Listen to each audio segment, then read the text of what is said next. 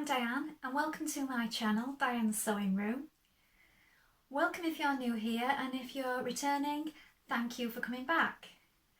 So here on my channel I share all my love of sewing, so refashions, sew-alongs and sewing chat. So today I thought I'd share some books with you that I've got from the library. Now I do like to buy sewing books occasionally, but it's always good to check them out at the library if you can, to see if they're ones that you're going to want to keep. So here are a few that I've got this week. So first up, I really loved this one, and it's Mend It, Wear It, Love It, and it's by Zoe Edwards. Now if you follow Me Made May, and if you take part in that, you'll know that it was Zoe Edwards that started all this, and also that she has her own blog, So Zoe, What Do You Know? So go and have a look at that, because it's a really good blog on refashioning and being green with your sewing, what you can do to help the environment with your sewing and keep it all really sustainable. She's got some really good ideas, and that's what this book's all about really. So I sat and read this in one sitting. So there are some parts that you may not need if you're already accomplished at sewing. So basic sewing kit and things like that. I didn't spend too long in these parts, but I did read the introduction and some tips and things like sewing on a button, which are really useful if you are new. So the first bit of the book has just got tips like that, so I didn't spend too long in that section because I know how to do that already. But things on upcycling clothes and how you can improve things or extend the life of your garments is really good. So here with contrasting buttons, show you that picture there, how you can really make an impact by just changing up the buttons on something. There's things like mending, invisible mending. Here is mending a hole from the top. Lots of step-by-step instructions. Visible darning.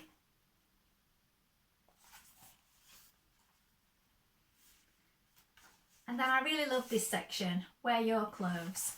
So I know we all have lots of clothes that we don't wear, and I can't remember what the percentage is, but apparently we only wear a certain percent of our wardrobe, or a certain percentage of our wardrobe. I think I do this more in the winter because I tend to just keep reaching for jeans and a top all the time. In the summer I do tend to be better with this, and you might find that you're the same, because I do tend to make a lot of dresses because I love dresses. So I will get more wear out of my handmade things. Well, all of my wardrobe's handmade now. So the summer months are probably the best time for me to wear all kinds of things, to wear a variety of clothes. So she's got lots of tips on how you can make sure that you do that with all of your clothes. Lengthening and shortening a hem, adding a contrasting band, so things like that. Adding trims and ruffles. So different ways that you can make the most of the clothes that you've already got by either refashioning them or making sure that they fit properly so that you do wear them more often in future, because I know sometimes we keep getting things out and if they don't fit properly we won't wear them. So she's recommending that you make sure your clothes fit and that they are well pressed and that you really love them, so embellishing them to make them better really. So it's all really good ideas. And then a section on love your clothes. So it's all about caring for them, storage, how you launder them, making sure that you make them last. So she's even got tips for ironing and getting out stains, stain removal. So I really enjoyed this.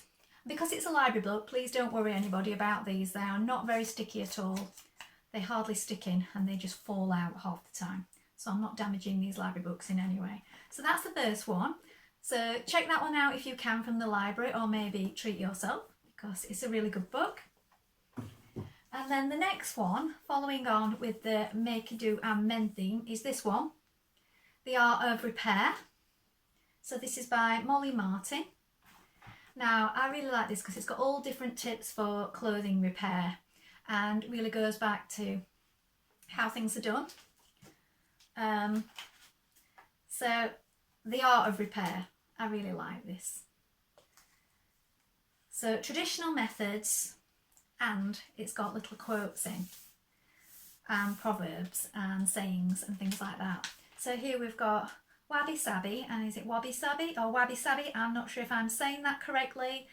I'm really sorry if I'm destroying your language if I'm not pronouncing that correctly. To everything there is a season. Japanese proverb. I love that. So here we've got lots about how things were traditionally repaired. Borrow. Little scrap, tattered or worn. If you can wrap 3 beans in a piece of cloth, then it is big enough to keep. So there's lots of things like that in this one. Visible mending. Again, equipment that you will need. Here's another one. I love this one as well. Nothing lasts, nothing is finished, and nothing is perfect. So there's also things from museums, things that have been professionally upcycled or repaired. More visible mending.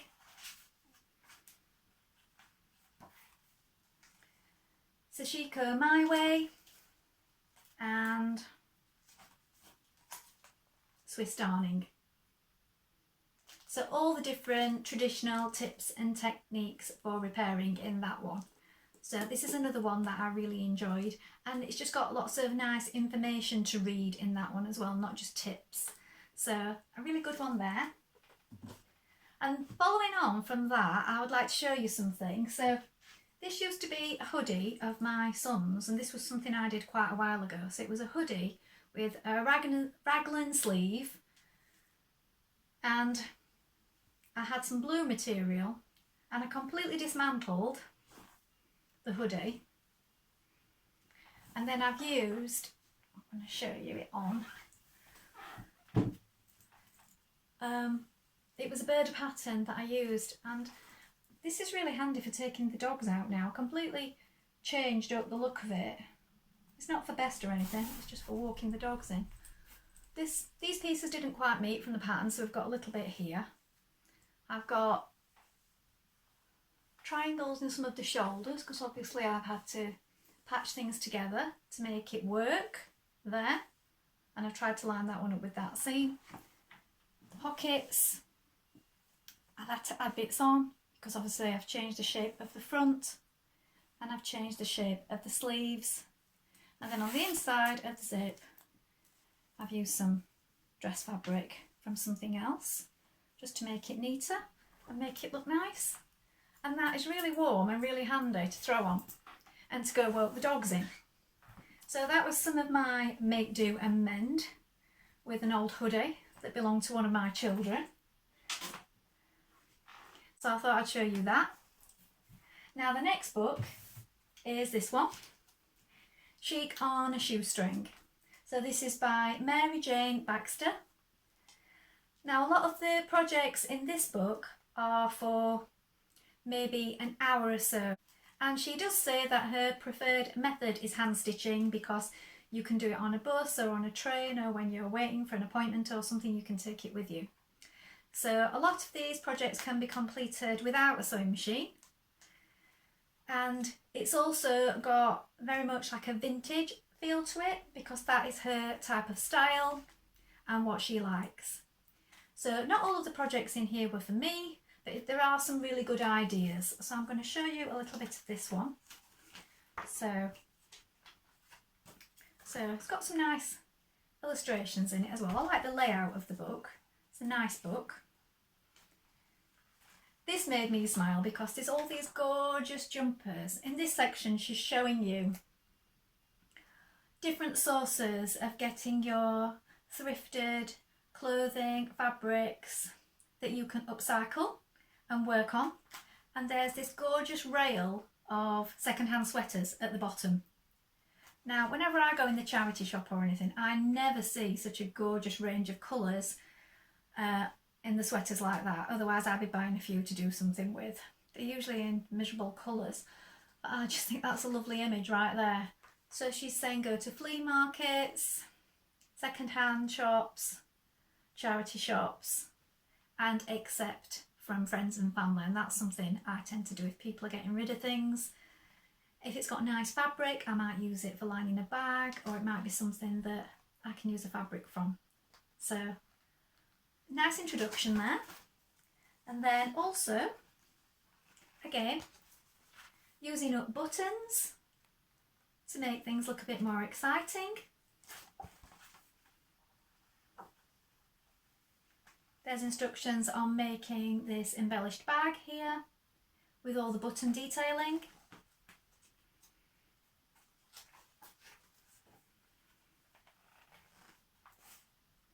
Fabric flowers, this is something I make. I've got a few brooches made, fabric flowers in my shop. I'll show you one of those in a minute, my Etsy shop.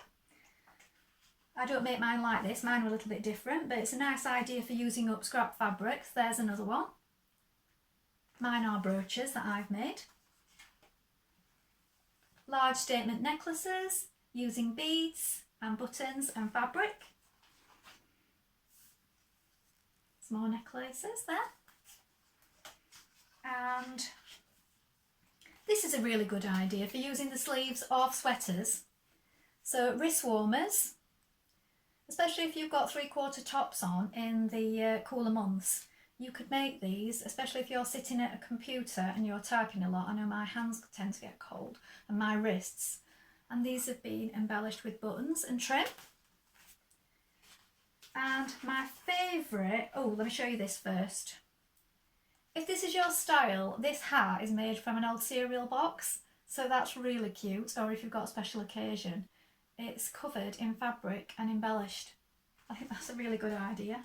And this is my favourite out of the whole book, because you always see sort of scarves, lots of floaty scarves in baskets in charity shop, and it's making summer tops out of scarves.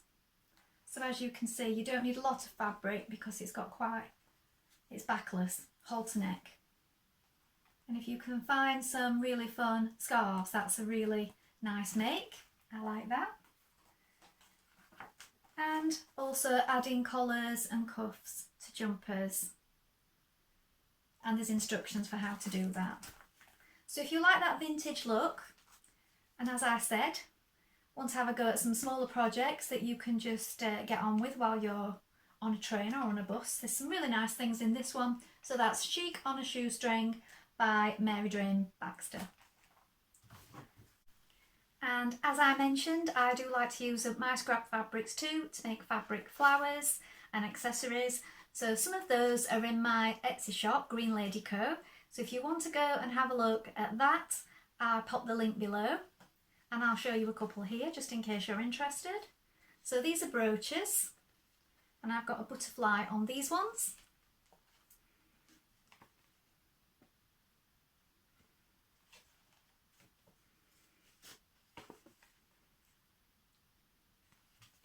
So I just thought I'd show you a few of those. It's always a great way to use up your scrap fabrics to make smaller items. And I think coming up to Christmas, I'll do a little series on gift making and using up fabrics so that you can maybe make up a little hamper for people with a few chocolates and different things and maybe some handmade items. So I'll have a little think about that through the year and do that nearer to Christmas. I hope you enjoyed this. If you enjoy seeing the sewing books and the different ones that I get from the library or the ones that I buy for myself, please let me know in the comments below and I'll try to do more of this kind of content. Like and subscribe if you enjoyed it, and thank you so much for watching. I'll be back soon. Bye for now.